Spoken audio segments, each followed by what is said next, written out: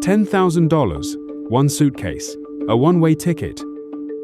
You sold everything else, gave away what you couldn't sell, said goodbye to everyone who thought you had finally lost your mind. And you got on a plane to a country where you knew nobody, spoke the language poorly, had no job waiting, no apartment signed, no guaranteed anything? Just $10,000 and the decision. 3 years later, here is what that decision actually cost, and what it gave you that no amount of money. The first night in the new country is a specific kind of alone that most people never experience. Not the alone of being home by yourself. The alone of being in a city of millions of people, all of whom have context, history, community, language, and being the one person for whom none of that applies yet. The room is smaller than the photo suggested. The neighborhood sounds are unrecognizable. The language on the television is a reminder that you are at the bottom of a very steep learning curve. And the bank account shows $10,000, which seemed like a lot when you were at home calculating it, and feels significantly smaller now that it is the only thing standing between you and having to admit that everyone who told you this was a mistake was right. But then, something happens. You open the window, and the city outside, the foreign, incomprehensible, terrifyingly unfamiliar city, is beautiful, in the specific way that things are beautiful when they are completely new, before familiarity makes them invisible. And you make a decision, lying in the strange bed in the strange room in the strange city.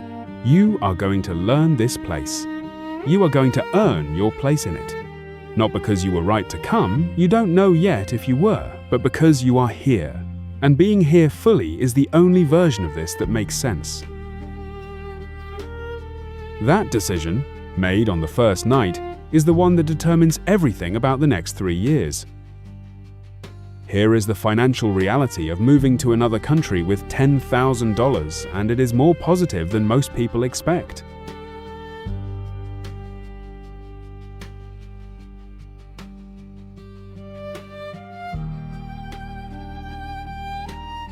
In the right destination, $10,000 represents 12 to 18 months of living expenses, not luxury living, comfortable, stable, fully adequate living.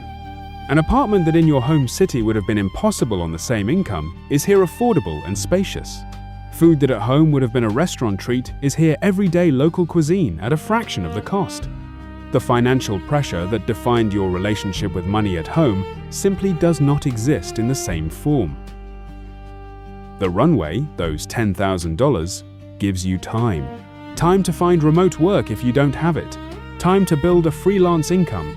Time to adapt without the constant financial anxiety of a high cost of living burning through your savings at the home rate.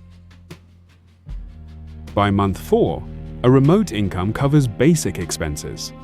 By month 8, it covers comfortable expenses.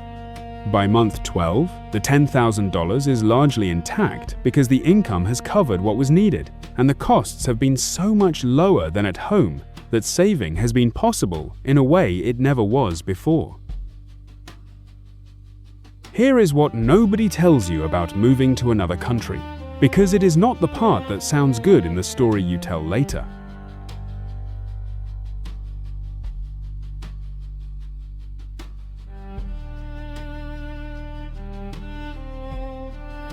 Months 2 and 3 are the hardest. The honeymoon energy of being somewhere new has faded. The familiarity that makes a place feel like home has not yet arrived. You are in the gap between the two too experienced, with the place to be dazzled by it, not experienced enough to be comfortable in it. This is the period when most people who don't make it decide to go back. Not because it isn't working, because it hasn't yet worked in the way that going back would immediately work. Comfort is always immediately available in the direction of retreat. It is never immediately available in the direction of forward. Family occasions are the other thing. The birthday you miss, the funeral you cannot get to in time, the small accumulation of moments that distance makes unavailable. These are real costs. They do not appear in the financial spreadsheet. They are paid in a different currency, the currency of presence, and the payment is genuine. And the bureaucracy. Every country has systems designed by and for people who grew up in them.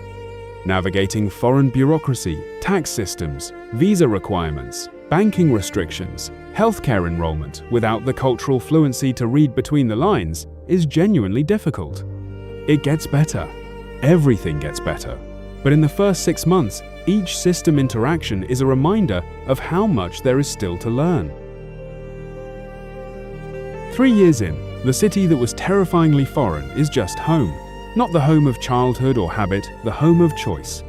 The home you built deliberately, piece by piece, relationship by relationship, neighborhood by neighborhood, until it became yours in a way that no place assigned to you by birth ever quite could be.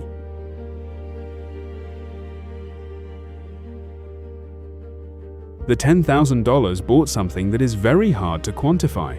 It bought proof that you can land somewhere with nothing except money that runs out and build a life. But the skills required to navigate a completely foreign environment, adaptability, resourcefulness, patience with yourself and others, willingness to be the person who doesn't know are skills that transfer everywhere, that the world is significantly more accessible than it looks from the inside of a life that has never tested it.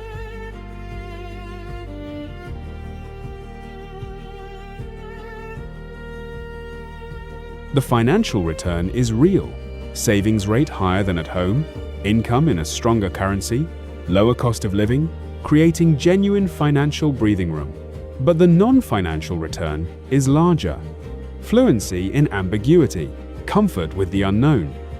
The specific confidence of someone who has started from scratch in a place where nobody knew them and made it work. $10,000. One suitcase, a one-way ticket. 3 years later, the savings are larger than before you left. The relationships are deeper than anything formed at home. The career is more interesting. The perspective is wider.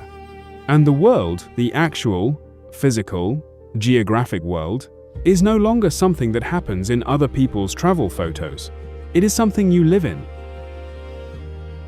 Is there a country on your list? A place you have looked at and thought, maybe, and then dismissed because of the logistics, the uncertainty, the what-ifs that always arrive when the idea gets close enough to be real? The what-ifs are real. So is the country. So is the person you would become there.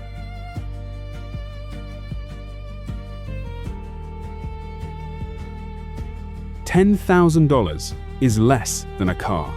It is 1 year of average rent in most expensive cities. It is the cost of staying exactly where you are for 1 more year while wondering what would have happened if you had gone. What would happen